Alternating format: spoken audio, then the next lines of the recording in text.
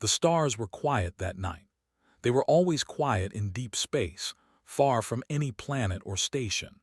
The HSS Talon moved through the darkness like a giant metal shark, its engines humming softly as it patrolled the empty border of human territory.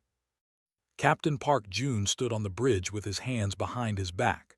He was a tall man with gray hair at his temples and calm eyes that had seen too many battles. The bridge crew worked around him, checking screens and pressing buttons. Everything was normal. Everything was peaceful. Then the signal came. It started as a small beep on the communication panel. Lieutenant Kang Hana, the tactical officer, looked at her screen with sharp eyes. She was younger than the captain, with short black hair and a mind that worked faster than most computers. "Captain," she said, "we have something, an unknown signal from Sector 7. June walked over to her station. "What kind of signal?" "Distress call, sir, but the language is strange." Hana pressed more buttons. The ship's computer began to translate. "It is Velari. I have never heard of them before." The translation finished and the bridge became very quiet. The message played through the speakers. It was a voice, high and thin and full of fear. Behind the voice there were other sounds, explosions, screaming, and somewhere in the background children crying. "Please," the voice said, "anyone who can hear this. We are under attack, our ships cannot fight, we have families, we have children, please someone help us." The message repeated, over and over, the same words, the same crying. Sergeant Yoon T stepped onto the bridge. He was the biggest man on the ship, with shoulders like a mountain and hands that could break bones. But when he heard the children crying, his face became soft and sad. "Who is attacking them?" he asked. Hana checked her data. The signal shows Krath energy signatures, many of them. Everyone on the bridge knew about the Krath. They were a warrior species that traveled through space looking for weak civilizations. They took what they wanted. They killed anyone who fought back, and they made slaves of everyone else. "How far?" Captain June asked. 4 hours at maximum speed," Hana answered. "But sir, we have no treaty with the Velari. We have never even met them. Galactic law says we should not get involved." Dr. Bei Su, the ship's medical officer, stepped forward. She was a small woman with gentle hands and a brilliant mind. "I found some information about the Velari in the Galactic database. They are a Class 12 species." Yoon T made a face. "What does that mean?" "It means they are very fragile," Dr. Bei explained. "They evolved on a paradise world. Low gravity, perfect weather, no predators, no diseases. Their bodies are weak compared to most species." She paused. "And compared to us they are like glass." "Then they have no chance against the Krath," Hana said. The distress call kept playing. The children kept crying. Captain June looked at his crew. He saw their faces. He saw what they were thinking. They were soldiers, yes. They were trained to follow orders and respect protocols. But they were also human, and humans could not listen to children cry and do nothing. "Sir," Hana said carefully, "if we go there, we will be breaking galactic law. The Council might punish us. Other species might see it as humans being aggressive again." June nodded slowly. He understood the problem. Humans had a reputation in the galaxy, and it was not a good one. Other species called them Deathworlders. They said humans came from a planet that was trying to kill everything on it. They said humans were too strong, too fast, too violent. Many species were afraid of humans, even the friendly ones. If the Talon went to help the Velari, the galaxy might see it as humans looking for a fight. They might think humans wanted war with the Krath. But if the Talon did nothing, those children would die. Or worse, they would become slaves. Engineer OD walked onto the bridge. He was covered in grease and looked tired, but his eyes were bright. "I heard the signal," he said. "Are we going?" "That is what we are discussing," Hana replied. OD shook his head. "What is there to discuss? People need help, we help them. That is what humans do." The bridge was silent. The distress call played again. The crying continued. Captain June made his decision. "Hana," he said, "send a message to command. Tell them we received a distress call and we are responding. They can punish me later if they want." Hana almost smiled. "Yes, sir." "Yun-Ti, prepare your Marines. We might need to board enemy ships." The big sergeant cracked his knuckles. "Already thinking about it, Captain." "Dr. Bay, get the medical bay ready. We do not know how many wounded we will find." "I will prepare for anything," she said. "OD, I need maximum speed. Can the engines handle it?" The engineer grinned. "They will handle it because I tell them to." June looked at the star map on the main screen. The Velari convoy was just a small dot, far away and alone. Around it, many red dots showed the Krath ships. It looked hopeless. One human ship against an entire Krath hunting fleet. But June had seen hopeless situations before. He had survived them all. "Set course," he ordered. "Maximum speed." The Talon's engines roared to life. The ship jumped forward, faster than it had ever gone before. The stars stretched into long lines as they entered high-speed travel. 4 hours. That was all the time they had. 4 hours to reach the Velari before the Krath finished their attack. 4 hours to save people they had never met from a species they did not know in a fight that was not theirs. In his ready room, Captain June sat alone and looked at a picture on his desk. It showed a small village on Earth, burned and broken. A village from a war long ago. A village where someone had asked for help and no one came. He had been a child in that village. He had survived because a stranger decided to help. A stranger who had no reason to come, who broke rules and ignored orders, who simply could not listen to children cry and do nothing. Now it was his turn. The Talon flew through the darkness, carrying 150 humans toward a battle they did not need to fight. But need had nothing to do with it. They went because someone was afraid. They went because children were crying. They went because that was what humans did.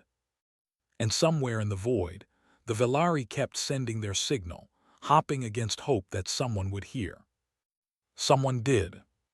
The Deathworlders were coming. The Velari convoy was dying. 12 ships floated in the darkness between the asteroids, their hulls broken and burning. Around them, like wolves around wounded deer, circled 20 Krath warships.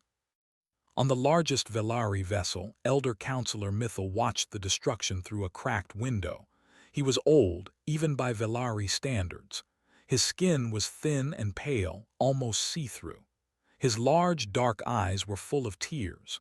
He had lived for 200 years, and now he would watch his people die. "Elder," a young voice called. Navigator Orin ran toward him, his thin legs shaking. "I sent the distress call. Someone might come." Mythil looked at the young navigator sadly. "No one will come, child. We are too far from anyone who cares." "But the signal went out. I made sure of it." "And who will answer? The Krath have scared everyone away from this region. No species will risk war with them for strangers."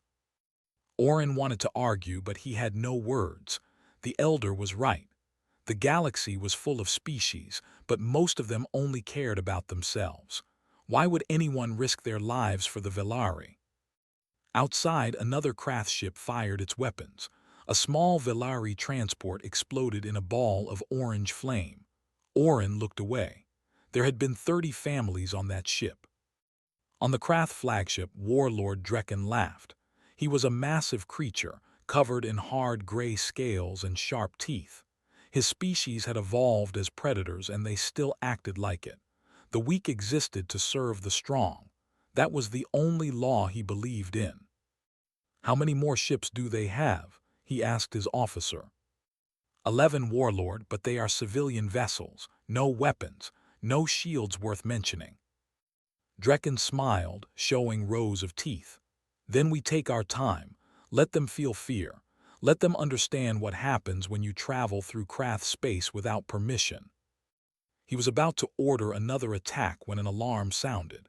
Every screen on his bridge turned red. "What is this?" Drekken demanded. "Warlord, a ship just dropped out of hyperspace.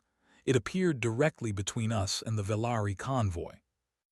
Drekken looked at the screen. One ship, just one. It was large, with sharp angles and dark metal. It looked like a weapon that someone had taught to fly. "Identify it," he ordered. His officer's face changed. Fear appeared in his eyes. "Warlord, it is. It is a human vessel, Terran Union heavy cruiser, the HSS Talon." The bridge became silent. Every Krath knew about humans. Every Krath feared them, though they would never admit it. Humans came from a death world, a planet so dangerous that it killed most life forms just by existing. Humans were not supposed to be possible, but they were real and they were here. On the Velari flagship, Mythal stared at the new ship in horror. His old heart beat so fast he thought it might stop. "Is that?" he whispered. Orin checked his instruments with trembling hands. "It is a human ship, Elder, a Deathworlder ship." Mythal closed his eyes. They had called for help, and a monster had answered. Humans were legends among the Velari, terrible legends. Stories said they ate other living creatures. Stories said they could survive wounds that would kill any civilized being. Stories said they came from a world of fire and ice and endless war. "We are doomed," someone said. Captain Park June stood on the bridge of the Talon and studied the situation. 20 enemy ships, 12 wounded civilian vessels. One of him. The math was not good, but he had faced worse. "Open a channel to the Krath," he ordered. Hana pressed the button. "Channel open, sir." June spoke calmly. "Krath vessels, this is Captain Park June of the Terran Union ship Talon. You are attacking unarmed civilian ships. This will stop now." For a moment there was silence. Then Warlord Drekken's face appeared on the screen. He was laughing. "One human ship tells 20 Krath warships what to do. You are either very brave or very stupid human." "I am neither," June replied. "I am simply telling you what will happen.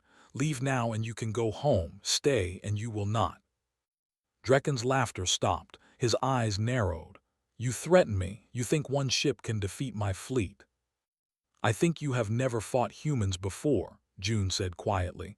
"I think you should ask yourself why."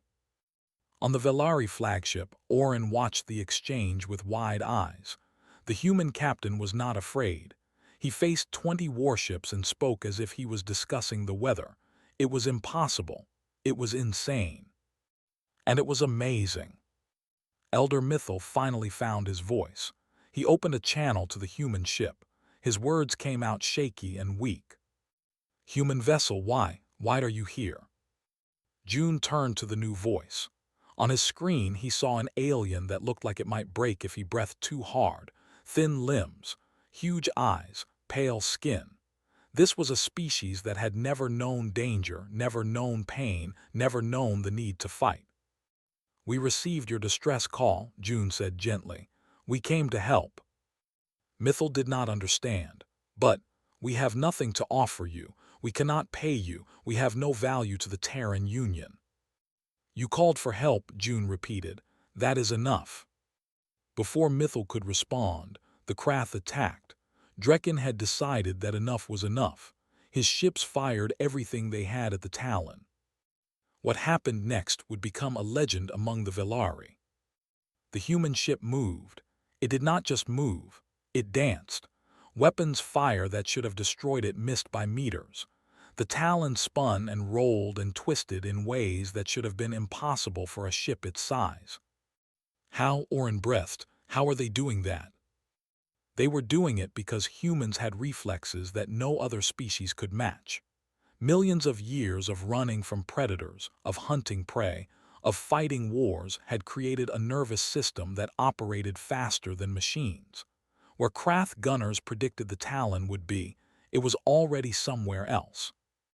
And then the Talon fired back.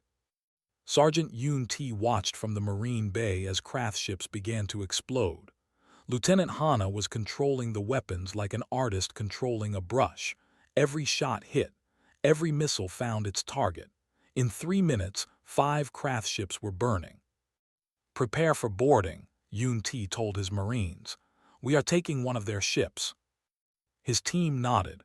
50 humans in heavy armor, carrying weapons designed to kill things much bigger than themselves. They were excited. They had trained their whole lives for this.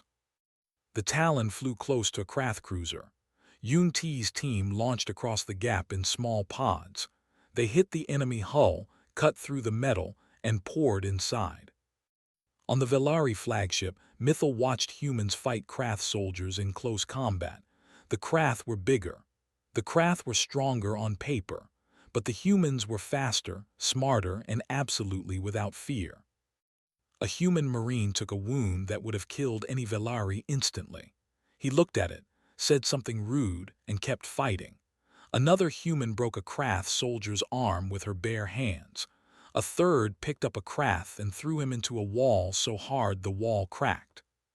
"They are demons," someone whispered. "No," Orin said softly, watching a human stop to help a wounded Krath prisoner instead of killing him. "They are something else." The battle lasted less than an hour. When it was over, 8 Krath ships were destroyed, 3 were captured, and the rest were running away as fast as they could. Warlord Drekken escaped, but his fleet was broken. The Talon floated peacefully among the Velari convoy, the demon ship that had saved them all. Captain June opened a channel one more time. "Velari convoy, this is the Talon. Is everyone all right? We have medical teams ready if you need them." Mythil's hands were shaking so badly he could barely respond. You saved us." "We did what anyone would do." But that was not true. No one else had come, no one else had even tried. Only the humans, only the Deathworlders. Orin looked at Elder Mythil with something new in his eyes. Hope. "Maybe," he said quietly, "we were wrong about them." Mythil did not answer. He was too busy watching the human ship, trying to understand how creatures so terrifying could also be so kind. The galaxy had taught him to fear humans, but fear was not what he felt anymore. It was something much more complicated. The battle was over, but the fear was not. Dr. Bei Su walked through the corridor that connected the Talon to the Velari flagship. Behind her, 4 medical assistants carried supplies. They moved slowly and carefully, trying not to look threatening. It was not easy. To the Velari, even the smallest human looked like a monster. The door to the Velari ship opened and Dr. Bei stepped inside. The air was different here. Lighter, sweeter. The gravity was so low that she felt like she might float away. A group of Velari waited for her. They pressed against the walls, their huge eyes filled with terror. Some of them were shaking. A few of the smaller ones, children maybe, were hiding behind their parents. Dr. Bei stopped. She lowered herself slowly until she was sitting on the floor. She made herself as small as possible. Then she smiled very gently. "Hello," she said softly. "My name is Dr. Bei Su. I am here to help your wounded. May I?" No one moved. No one spoke. The fear in the room was so thick she could almost touch it. Then a Velari stepped forward. She was taller than the others, with markings on her skin that might have meant she was a healer. Her hands were trembling, but her voice was steady. "I am Tessa," she said. "I am the medical specialist for this ship. I will show you to the wounded." Dr. Bei nodded and stood up slowly. "Thank you, Tessa. Please lead the way." They walked through the ship together. Everywhere they went, Velari ran away. They hid in rooms. They pressed themselves into corners. A mother grabbed her child and covered his eyes, as if looking at a human might hurt him.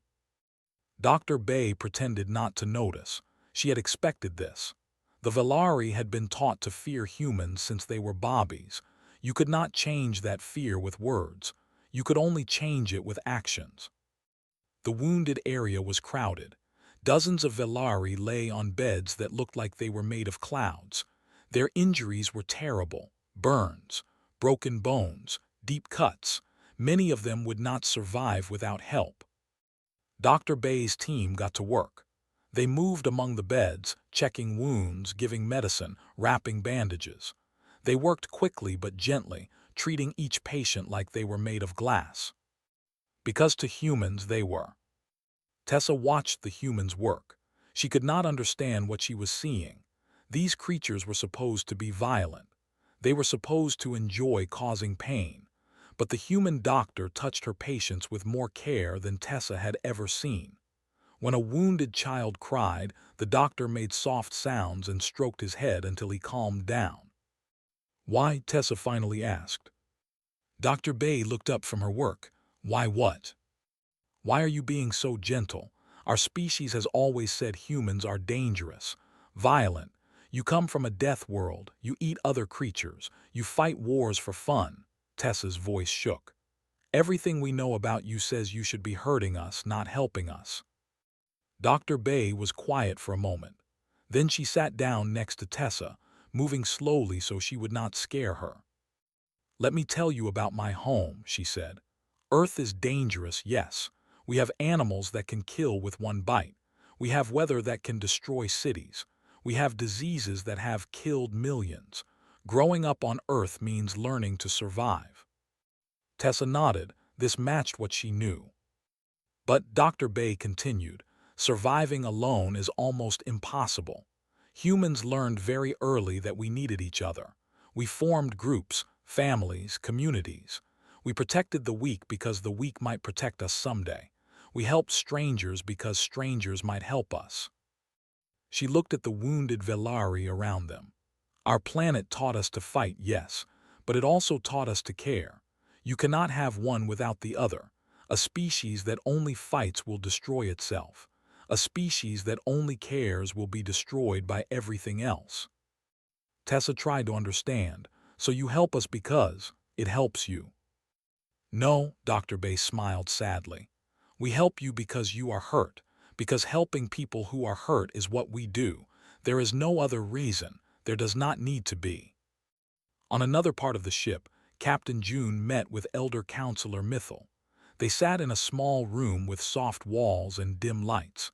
June had noticed that the elder could not stop shaking, so he sat very still and spoke very quietly. Mythil studied the human across from him. Up close, the captain was even more terrifying. His body was dense with muscle. His eyes moved constantly, watching everything. When he breathed, Mythil could see his chest expand with lungs that could hold air for minutes at a time. Everything about this creature said predator, but his voice was gentle and his face was kind. "Elder Mythil," June said, "I want you to know that you and your people are safe now. The Talon will escort you to safe space. No one will hurt you while we are here." Mythil's voice was barely a whisper. "Captain, I must ask you something. Please do not be offended." "Ask anything." "Why did you come?" Mythil's huge eyes were wet with tears. "We are nothing. We have no military value. We cannot fight. We cannot work in your factories. We cannot even survive on most planets. The galaxy sees us as useless. Why would the most dangerous species in existence risk themselves for us?" June was quiet for a long moment. Then he leaned forward slightly, and Mythil had to force himself not to run away. "Let me tell you a story," June said. "When I was young, my village was attacked. Soldiers came and burned everything. They killed many people. They would have killed everyone." Mythil listened, horrified. "But then strangers came, people from another country, another culture. They had no reason to help us. They gained nothing by fighting, but they heard us screaming and they came anyway." June's voice became very soft. "They saved my life. A stranger saved my life because she could not listen to children cry and do nothing." He looked directly at Mythil. "That is why we came, because we heard children crying. Because that sound means the same thing in every language. It means someone needs help." Mythil felt something change inside him. For 200 years he had believed what everyone believed. Humans were monsters, Deathworlders, creatures to fear and avoid. But here was a human telling him about pain and loss and being saved by kindness. "You have suffered," Mythil said slowly. Your species has suffered, but instead of becoming cruel, you became protective. Some of us became cruel, June admitted. Humans are not perfect. We have done terrible things to each other, but we have also done wonderful things. We build, we create, we protect, we love. He smiled slightly. We are complicated. Mythil almost laughed. It came out as a strange sound, but it was laughter. Complicated, yes, that is a good word for it. In the medical bay, Tessa was still watching the humans work. One of the medical assistants, a young man with a cheerful face, was trying to make a Velari child laugh. He was making strange faces and silly sounds. The child, who had been crying since the attack, finally smiled. Tessa felt her heart's beating faster, not from fear anymore, from something else. "Dr. Bay," she said quietly, "I think I was wrong about your species." "Many species are wrong about us," Dr. Bay replied without looking up from her patient. "We look dangerous because we are dangerous. We come from a world that makes warriors. But what most species do not understand is that warriors can also be guardians." She finished wrapping a bandage and looked at Tessa. "The same strength that lets us fight also lets us protect. The same instincts that make us hunters also make us defenders. We cannot turn off what we are, but we can choose how to use it." Tessa thought about this for a long time. Then she asked the question that had been burning in her mind since the battle. "Will you teach me how you heal wounds so quickly, how you stay calm when everything is chaos?" Dr. Bay's smile was warm. Of course, knowledge should always be shared. And so, on a broken ship floating in space, a human doctor began teaching a Velari healer. They came from different worlds, different bodies, different histories, but in that moment they were just two people trying to help others. That night, Elder Mythil stood at a window and watched the Talon floating beside his ship. Its weapons were silent. Its lights were soft. It looked almost peaceful. He thought about everything he had learned today, about humans and their death world, about their capacity for violence and their capacity for love, about how wrong the galaxy had been. "We feared them," he whispered to himself. "We should have welcomed them." Somewhere in the darkness the Krath were gathering, a bigger fleet, a greater threat. The danger was not over. But for the first time since the attack began, Mythil felt something he had forgotten existed. Hope. 3 days passed. 3 days of repair work, healing, and something no one expected: friendship. Engineer OD crawled out of a Velari engine covered in strange blue fluid. He wiped his face and grinned at the young Velari engineers watching him with wide eyes. "There," he said, "your power system will work now, but you need to replace the cooling tubes within a month or the whole thing will melt." A young Velari named Kel stepped forward nervously. "How did you fix it? Our engineers said it was impossible." OD shrugged. "Nothing is impossible, it just takes more wire and more cursing." The Velari did not understand the joke, but they understood the result. Their ship, which had been dead in space, now hummed with power again. The human had fixed in 6 hours what they could not fix in 3 days. "Can you teach us," Kel asked hopefully, "how you think about problems?" OD thought about it. Human engineering is not really about knowledge. It is about refusing to give up. When something breaks, we try everything until something works. Sometimes we make it worse. Sometimes we make it better, but we never stop trying. He patted the engine with affection. "Your machines are beautiful, perfect designs, elegant. But elegant things break when the universe hits them. Human machines are ugly, but they survive. Maybe we can find something in between." On the Talon's bridge, Lieutenant Kang Hana was not smiling. She stared at her screen, her face growing darker by the minute. "Captain," she said, "we have a problem." June walked over. One look at the screen told him everything. Red dots, many of them coming fast. "How many?" he asked quietly. 53 ships, war fleet formation. They will be here in 6 hours. Hana looked at him. Warlord Drekken is not playing anymore. He called for backup. 53 ships. The Talon had defeated 20 through speed and surprise, but 53 was a different matter. Even humans had limits. Sergeant Yun T joined them, his big face serious. "Can we run?" "The Velari ships are too slow," Hana replied. "Even with repairs, they cannot outrun Krath cruisers. If we leave them, they die." "Then we do not leave them," Yun T said simply. June nodded. "Contact Terran Command. Request immediate reinforcement." The message went out. The answer came back quickly, and it was not good. The nearest human fleet was 12 hours away. They would arrive 6 hours too late. Captain June gathered his senior officers in the conference room. They all knew the situation. They all knew what it meant, but none of them suggested leaving the Velari behind. It was not even discussed. It was not who they were. "Options," June said. Hana pulled up a map. "The asteroid field nearby has unstable mineral deposits. If we can draw the Krath fleet into the field and trigger an explosion, we can destroy many of them at once." "How do we trigger it?" OD asked. "Someone would need to plant charges on the largest deposits, and someone would need to stay behind to make sure they detonate at the right moment." The room was silent. Everyone understood. Someone would have to sacrifice themselves. Dr. Basu spoke quietly. "Is there no other way?" "If there was, I would have found it," Hana replied. Her voice was hard, but her eyes were sad. Yun T cracked his knuckles. "I will do it. My Marines can fight their way to the detonation point. I will make sure it works." "No," said June. "We need you to defend the convoy during the battle." "Then who?" Yun T demanded. Before anyone could answer, the door opened. Navigator Oren stood there, his thin body trembling but his eyes determined. "I will do it," he said. Everyone stared at him.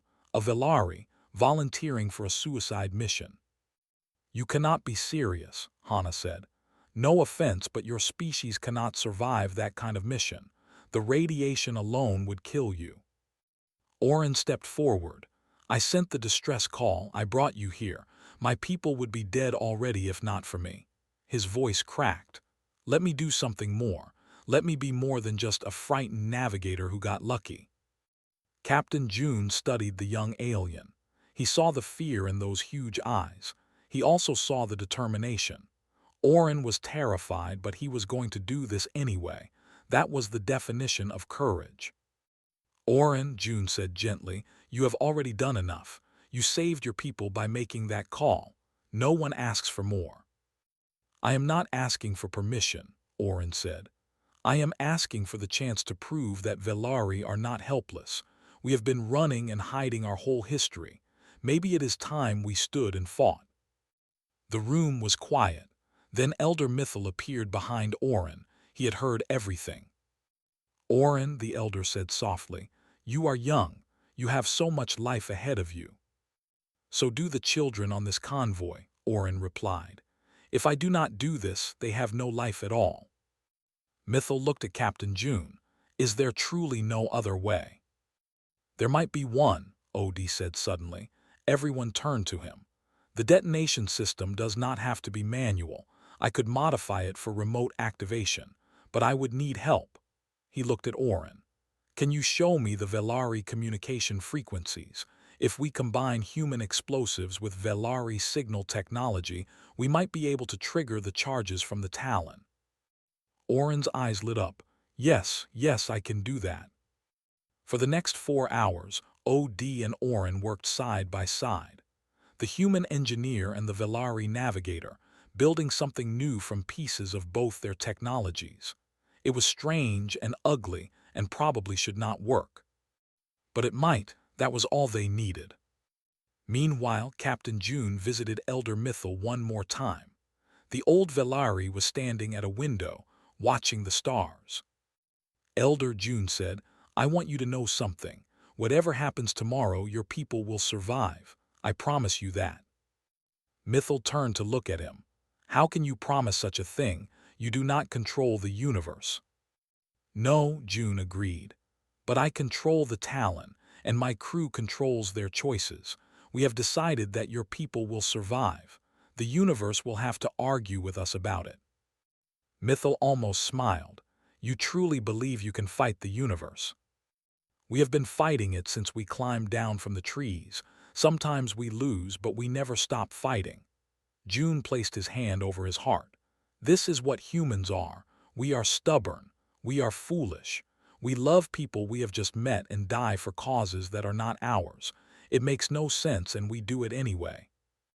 Mythil was quiet for a long time. Then he did something that surprised both of them. He reached out and touched June's hand. His fingers were cold and fragile, like touching a skeleton made of ice. Thank you, Mythil whispered. Not just for saving us, but for showing us that the galaxy is not as dark as we believed. June squeezed the old alien's hand very, very gently. It is dark, but that is why we carry lights. 6 hours passed. The Krath War fleet arrived. 53 ships dropped out of hyperspace, spreading across the sky like a cloud of metal and fire. At their center flew Drekken's flagship, twice the size of the others, covered in weapons. The warlord's face appeared on every screen in the convoy. He was not laughing anymore. His eyes burned with hate. Humans, he growled. You cost me ships, you cost me soldiers, you made me look weak in front of my species. His teeth showed in a terrible smile. Now I will show the galaxy what happens when you challenge the Krath. I will destroy your ship. I will enslave these pathetic Velari, and I will send your bones back to Earth as a warning. On the Talon's bridge, Lieutenant Kang Hana smiled. It was not a nice smile. Should I respond, Captain? June shook his head. Save your words, let our actions speak. He pressed the ship-wide communication button. All hands, this is the captain. The storm is here. We are going to fly into it and come out the other side. Every one of you knows why we are here. Every one of you chose this fight. Now let us show these Krath what Deathworlders can do. The bridge crew cheered. In the Marine Bay, Yun-Ti's soldiers roared. In engineering, O.D. patted his remote detonator and whispered, "Do not fail me now, ugly thing." The Talon's engines blazed to life. The final battle had begun. The Krath War fleet advanced like a wall of death. 53 ships, thousands of weapons, all pointing at one human cruiser and 12 broken civilian vessels. On his flagship, Warlord Drekken gave the order, "Kill the humans first, then we take the Velari as slaves." Plasma fire lit up the darkness. Missiles screamed through space. The entire Krath fleet unleashed everything they had. And the Talon moved. Lieutenant Kang Hana's hands flew across her controls. She pushed the ship through gaps that should not exist, sliding between weapons fire like water through rocks. The Talon rolled, dived, and twisted. Every shot missed. Every missile exploded behind them. How? A Krath officer whispered on Drekken's ship. How can they move like that? They moved like that because humans had spent millions of years dodging things that wanted to kill them. They moved like that because human reflexes were forged in a world of predators and disasters. They moved like that because death was an old friend, and they had learned all its tricks. Captain June watched the battle unfold. His face was calm, but his heart was racing. They were surviving, but surviving was not winning. "Hana," he said, "begin Phase 2. Lead them into the asteroid field." "With pleasure, sir." The Talon turned and flew toward the asteroids. The Krath fleet followed, hungry for the kill. They did not see the trap. They did not understand that running away was not the same as losing. Sergeant Yun-Ti stood in the main corridor with his Marines. The ship shook around them as Hana made another impossible turn. "Boarding parties will hit us soon," Yun-Ti told his soldiers. "When they do, we show them what Earth made us. We are not prey, we are the predators. Are you ready?" 50 voices answered as one, "Ready." The first Krath boarding ship attached to the Talon's hull. Krath soldiers poured through the breach, firing weapons and roaring war cries. They met Yun-Ti. The big human hit the first craft like a truck hitting a wall. His armored fist crushed the alien's helmet. His boot sent another flying backward. Around him, his marines fought with weapons and fists and anything else they could find. A Krath soldier shot Yun Ti in the shoulder. The human looked at the wound, looked at the Krath, and smiled. "That hurt," he said. Then he broke the alien's neck. In the medical bay, Dr. Bei Su worked on wounded soldiers as they were carried in. Beside her, Tessa helped, using everything she had learned in the past 3 days. "The bleeding will not stop," Tessa said, her voice panicked. "Press harder," Dr. Bei instructed calmly. "Human blood clots quickly, just give it time." "But the wound is so deep. On a Velari, this would be fatal." Dr. Bei smiled grimly. "Humans are not Velari. We survived ice ages and plagues and wars. Our bodies learn to heal from things that should kill us." She tied off a bandage. "We are hard to kill. It is one of our better features." Outside, the battle raged. The Talon had reached the asteroid field. Behind it, the Krath fleet spread out, trying to surround the human ship. That was exactly what Captain June wanted. "OD," June said into his communicator. "Status." In engineering, OD held the remote detonator like it was his child. "Ready, Captain. The charges are in position. When you give the word, I press the button, and those rocks become the biggest bomb in history." "Wait for my signal." On the Velari flagship, Elder Mythil watched the battle through tears. The human ship was fighting alone against impossible odds. Every second it survived was a miracle. Every shot it fired was a gift.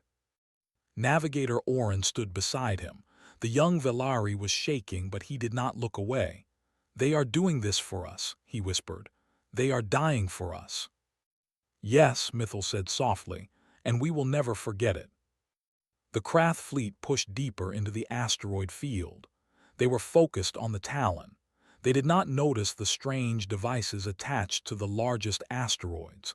They did not understand until it was too late. Captain June opened a channel, not to his crew, to the Krath. "Warlord Drekken," he said calmly, "I want to tell you something before the end." Drekken's face appeared on the screen. His scales were flushed dark with anger. "You want to beg for mercy, human. It is too late for that." "I am not begging." June's voice was steady. "I am explaining. You see, there is something the galaxy does not understand about humans. They think we are dangerous because we are violent. They are wrong." Drekken laughed harshly. "Then why should we fear you?" "Because we are stubborn," June said. "Because when we decide something matters, we do not stop. Ever. We walked out of our caves and conquered our planet. We survived everything that tried to kill us. And when we found the stars, we reached for them with the same hands that built fires in the darkness." He leaned forward. "You attacked innocent people. You scared children. You made us angry. And now you are going to learn why the galaxy calls us Deathworlders." He cut the channel and looked at Hana. "Get us out of the field, now." The Talon blazed forward, heading for open space. The Krath fleet tried to follow, but they were too deep in the asteroids. They were trapped. June pressed his communicator. "OD, now." In engineering, OD pressed the button. For 1 second, nothing happened. Then the universe turned white.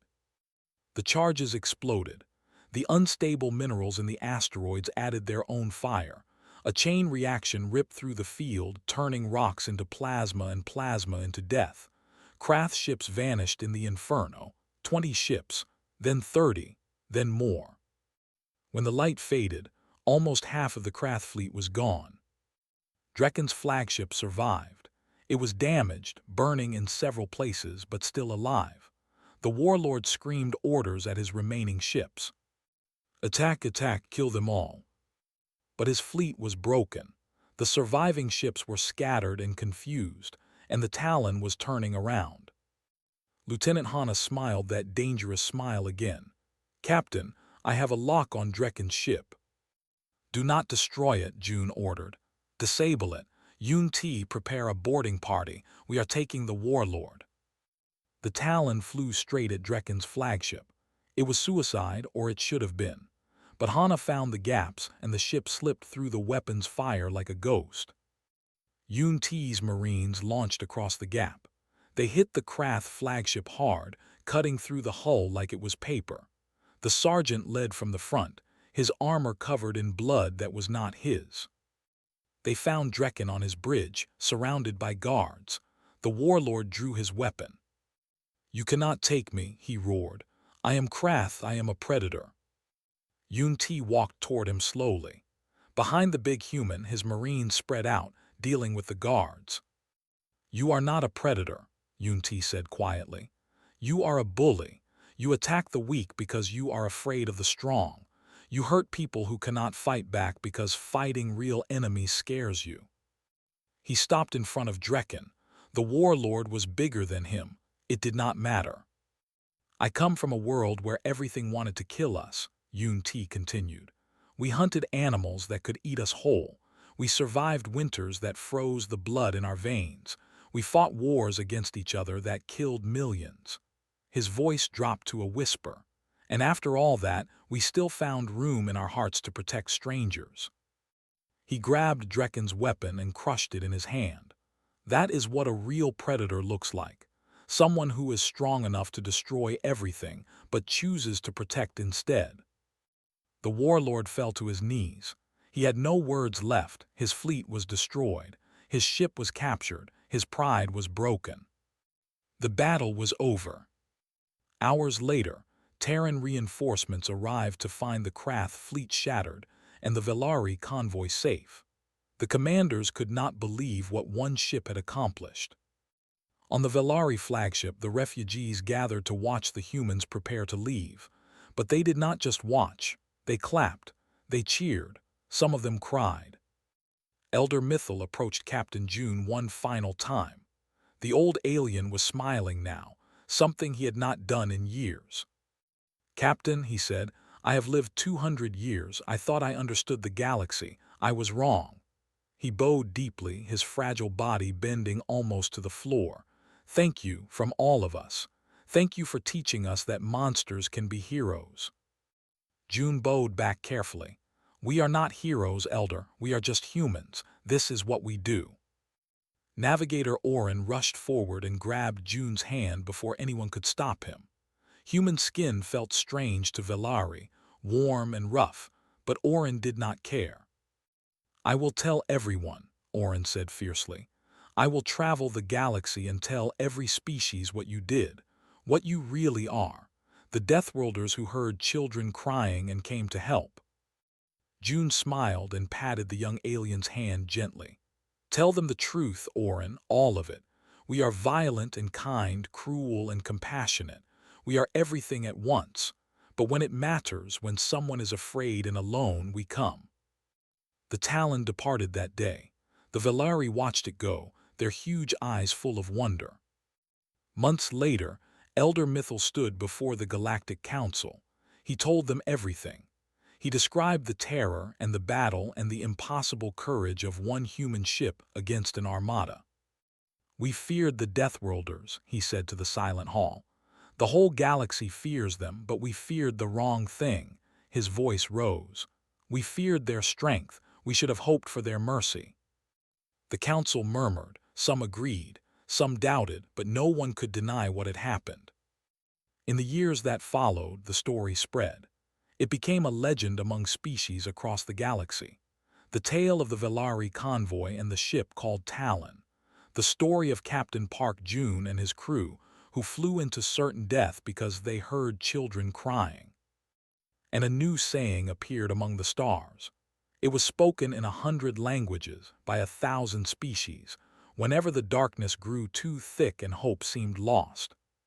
"When the darkness comes, call the Deathworlders," they answer. In her quarters on Earth, years after the battle, Lieutenant Kang Hana found a package waiting for her. Inside was a drawing, sent from a Velari child. It showed the Talon, flying through fire, surrounded by light. Below the ship, in careful letters, was written a single word in human language. "Family." Hana hung the picture on her wall. She looked at it every day for the rest of her life. The galaxy was vast and dark and full of dangers, but somewhere out there the Deathworlders were watching. They would fight, they would protect, they would answer. Always.